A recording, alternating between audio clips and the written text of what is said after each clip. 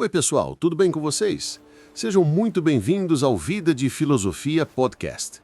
Aqui, a gente fala de filosofia de um jeito leve, humano e curioso, como uma conversa entre amigos que caminham juntos em busca de sabedoria. Agora, imagine que você pudesse ser uma águia.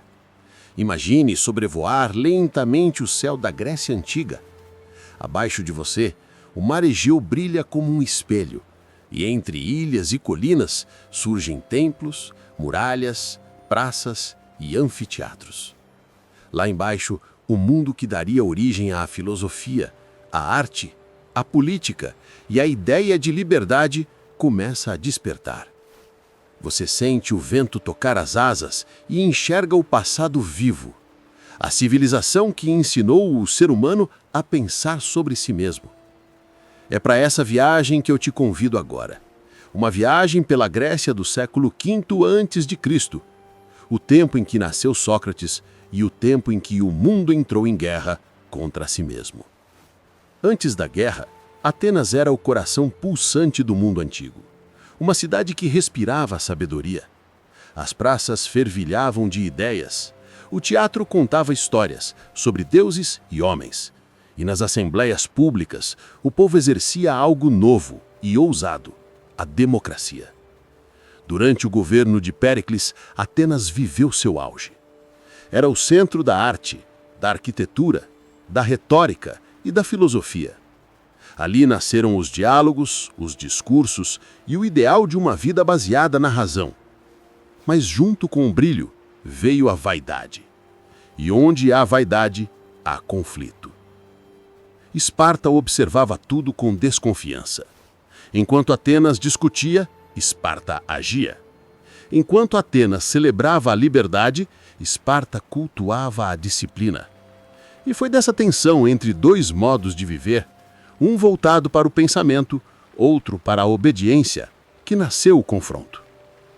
Em 431 a.C., começou a Guerra do Peloponeso. Uma guerra longa, cruel, e diferente de tudo que o mundo antigo havia visto. As cidades gregas, antes unidas contra invasores, agora lutavam entre si. E a guerra não destruiu apenas muralhas, destruiu valores. A peste tomou conta de Atenas. A cidade superlotada foi consumida pela doença e pelo medo. Milhares morreram, inclusive Péricles, o grande líder da democracia. Sem ele, o caos se espalhou. O povo, sem fé, começou a duvidar até da própria razão. E foi nesse cenário que surgiu uma figura improvável. Um homem de andar simples, olhar tranquilo e voz firme. Sócrates. Enquanto tudo desmoronava, ele fazia algo que poucos ousavam: perguntar. Você sabe o que é o bem? Você sabe o que é a justiça? Você sabe quem é você? Em vez de oferecer respostas, Sócrates devolvia perguntas, porque ele acreditava que o verdadeiro conhecimento não nasce do que nos ensinam, mas do que descobrimos dentro de nós mesmos. Antes dele, os filósofos procuravam entender o cosmos, a natureza, as estrelas, as origens da vida. Mas Sócrates voltou o olhar para dentro. Trocou a pergunta do que é feito o mundo por como o homem deve viver. E assim começou uma nova era do pensamento. A filosofia deixou de ser uma curiosidade sobre a natureza e passou a ser uma arte de viver. Enquanto os exércitos marchavam e as cidades queimavam, Sócrates travava outra batalha. A batalha contra a ignorância, contra a arrogância, contra a ilusão de que a vitória exterior vale mais que a paz interior. Ele acreditava que uma cidade só pode ser justa quando os seus cidadãos são justos. E que a virtude não depende das circunstâncias, depende do caráter.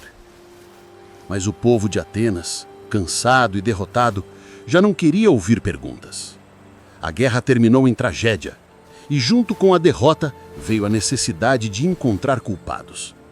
A filosofia, que antes era o orgulho da cidade, passou a ser vista como ameaça. Sócrates foi julgado, acusado de corromper os jovens e desrespeitar os deuses. Foi condenado à morte e, mesmo assim, não fugiu. Preferiu morrer fiel à sua consciência do que viver negando o que acreditava. Naquela cela silenciosa, um homem velho e sereno bebia o veneno com dignidade. E naquele instante, talvez sem perceber, ele salvava a própria ideia de filosofia. Porque mostrou ao mundo que pensar pode ser perigoso, mas deixar de pensar é muito mais perigoso. E a guerra do Peloponeso destruiu cidades, mas construiu um novo olhar sobre o ser humano. Foi do caos que nasceu o pensamento ético, a reflexão moral, a consciência de que viver bem é mais do que sobreviver. E talvez seja isso que a história de Sócrates e Atenas ainda nos ensinam. A filosofia não nasce quando tudo está em ordem, mas quando tudo parece perdido. Ela surge como um abrigo, um farol aceso no meio da tempestade. Pensar é resistir. Filosofar é continuar buscando sentido quando o mundo perde o dele. E é por isso que, mesmo 2500 anos depois, a voz de Sócrates ainda ecoa. Não como uma resposta, mas como uma pergunta viva. Como devemos viver? Se esse conteúdo te fez pensar diferente, se inscreve no canal, deixa o like e compartilha com alguém que também deseja aprender um pouco mais, alguém que tem curiosidade sobre os estudos do pensamento. E nos vemos na nossa próxima viagem pela história da filosofia. Foi um prazer estar com vocês. Eu me chamo Eduardo e nos vemos na nossa próxima viagem pela história da filosofia.